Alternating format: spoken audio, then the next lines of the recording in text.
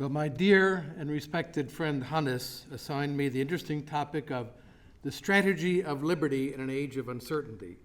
I started to write and review documents and think about it. And when I got to 6,851 words of text, I remembered he had also said two other things: be short and don't be boring. Now, those are a challenge for me. Let me start by addressing what is a society of liberty. And it is deeply rooted in the rule of law. John Locke put it quite memorably: where there is no law, there is no freedom. He explained you cannot be free when everyone is unconstrained and can do anything to harm others. Liberty isn't a free-for-all. It's a liberty to dispose in order, as he lists, his person, actions, possessions, and his whole property within the allowance of those laws under which he is, and therein not to be subject to the arbitrary will of another, but follow his own. When I first read those words as an undergraduate student, they really didn't make that much impression on me. It was after I'd spent many years working in places with little or no functioning law that I began to understand how deeply insightful he was. Where there's no law, there's no freedom. Moreover, where there is no law, no country can flourish.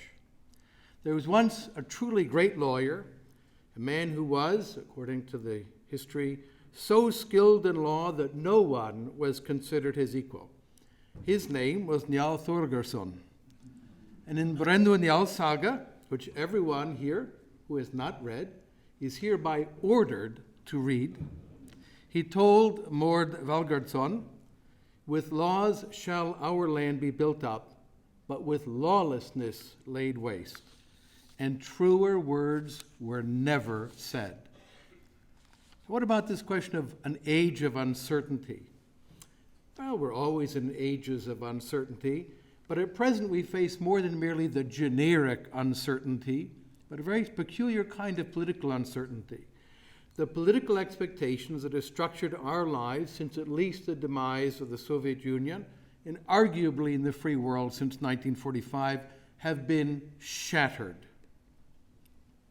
Many believed that after the collapse of the Soviet Union, liberal democracy had won definitively. Henceforth, law would limit state power. Economic activity would be coordinated by voluntary cooperation and market exchange.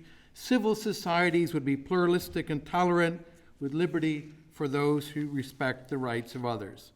And liberal democracy would become more deeply entrenched where it existed, and more countries would come to enjoy the benefits of liberty. And that was how the world would go, until it didn't. Freedom House has documented a 17-year decline in democracy around the world, a decline that is unsurprisingly correlated with a general degradation of human freedom, as measured by the annual Human Freedom Index, which showed that after the sharp decline in freedom due to the 2020 COVID restrictions, but that came only, quote, after years of slow descent following a high point in 2007. Now, populisms, which come in a wide variety of flavors, left wing and right wing, and so on, all share a common feature. They're waging war on liberal democracy. In 1967, Isaiah Berlin described the core trait of populism, phrase it succinctly: it is the identification of the true people. The true people. And he noted that this true people allegedly, and I quote, have been damaged by an elite, whether economic, political, or racial, some kind of secret or open enemy, capitalism, Jews, and the rest of it. Whoever the enemy is, foreign or native, ethnic or social, does not matter, close quote. The populist theorist Ernesto Laclau, in his turgid, unreadable 2000 book on populist reason, put it very neatly. He said, in the case of populism, I quote, a frontier of exclusion divides society into two camps: The people, in that case, is something less than the totality of the members of the community. It is a partial component which nevertheless aspires to be conceived as the only legitimate totality, close quote. Now, the enemies of the people, as designated by the leaders of populist movements, lack legitimacy. They are the enemy. The true people, this is important, are not some kind of pre-existing entity that could be identified. They are a deliberate construction. Laclau's wife, Chantal Mouffe, also a fellow enthusiastic follower of the Nazi theorist of law Carl Schmitt, made the point very clearly. You create a people by designating an enemy and a leader, or in Carl Schmitt's German, a Führer. To quote Chantal Mouffe, it's crucial to understand that politics consists of the creation of an us, and that necessarily entails a distinction from them. To turn heterogeneous demands into collective will, it's necessary to have a figure that can represent that unity. And I don't think there can be a populist movement without leadership, that's for sure. This is eerily reminiscent of the 1920s and 30s. She says, it's not enough to say one will give voice to the people, as if its identity was already given. That's why we need to explain what sort of people we want to build.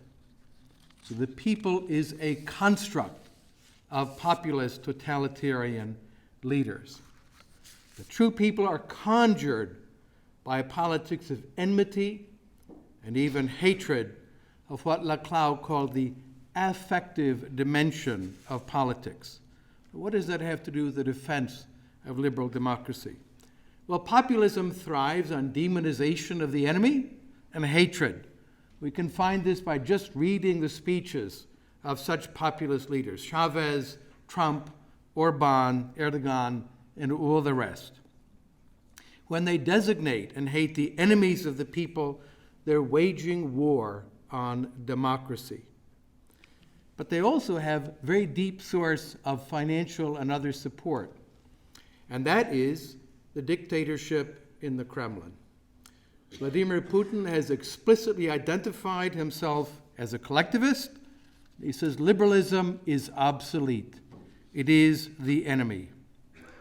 Now, in addition to generating this populist politics, they're attacking the informational foundation of democracy. Democracy isn't just majoritarianism. As Frank Knight put it, it's government by discussion. That is the key feature of democracy. Majority rule comes after discussion. And discussion cannot proceed when there's no distinction between truths and lies, falsehoods and fabrications, between facts and what Donald Trump's assistant notoriously called alternative facts. Or, as his strategist put it very neatly, and I apologize for the bad language, when he declared war on discussion, he said, quote, the real opposition is the media, and the way to deal with them is to flood the zone with shit. And I apologize for the bad language, but meaning a flood of lies, which do not have to be coherent or consistent. You flood the world with excrement. So what strategy do we need to respond to this? Well, the great strategist Sun Tzu spent a lot of time in his book talking about the ground on which you fight. And that is no less important in political contestation than it is in military conflict. You do not want to charge uphill with heavy infantry. So choose the ground. The ground of liberalism and of liberal democracy is discussion and respect for other people. If we fight on the grounds that the populists have set up with hatred and insults and designation of enemies, they automatically win because you have chosen to fight on their ground. There's an insight from cognitive psychology, and I'll wrap up here. It shows that what we think about ourselves has an impact on how we feel about ourselves. If you go through life saying, I'm a loser, I can't do anything right, I always screw up, you'll feel bad about yourself. And that sets a spiral of failure and depression. But there's a political corollary to this as well. And that is how we feel affects what we think. And if you give in to a politics of anger, rage, resentment, fear, and demonization, you will become a collectivist. It is inevitable. Advocates of liberal democracy need to respond differently. A great Chinese sage enlightened us on this topic, not 2,500 years ago, but 14 years ago.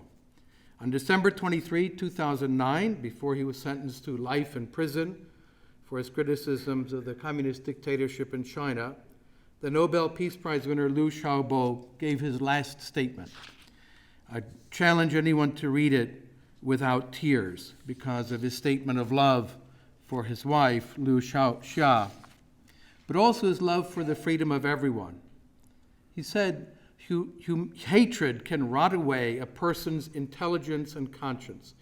Enemy mentality will poison the spirit of a nation, incite cruel mortal struggles, destroy society's tolerance and humanity, and hinder a nation's progress toward freedom and democracy. The ground of hatred and intolerance, of enemy mentality, will never be fertile for the principles of democracy. Now, we also have to think carefully about policies that may encourage populism. And that's an important topic. I'll mention just one. Housing prices have become unaffordable in urban areas all over the world. And there's a reason for this. It's called supply and demand. When you make it almost impossible to begin new housing construction, housing prices go up.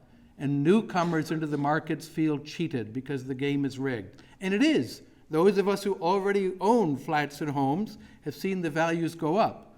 We don't want other people building around us. But the consequence is people are frozen out of housing markets. And I think it's one of the most destructive policies around the world. There are others, such as immigration, which you see on the U.S. border is being handled very foolishly. People are not so much afraid of immigrants as they are of what they perceive as lawless chaos. And you need to have an orderly immigration policy. And lastly, the literal battlefield. The Kremlin dictatorship is waging war not only on Ukraine, but on democracy itself. And I believe that the front right now, the battle line between liberty and slavery, runs through Ukraine.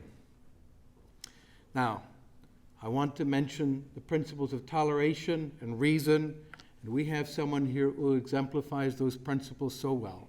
Many people don't know how important Hannes is outside of Iceland. As you know, and he will quickly tell you, he is the most modest of persons.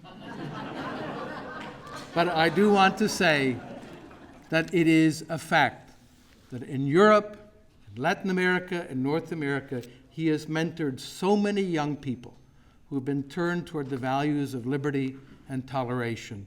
Congratulations, Hannes, and thank you for everything you have done.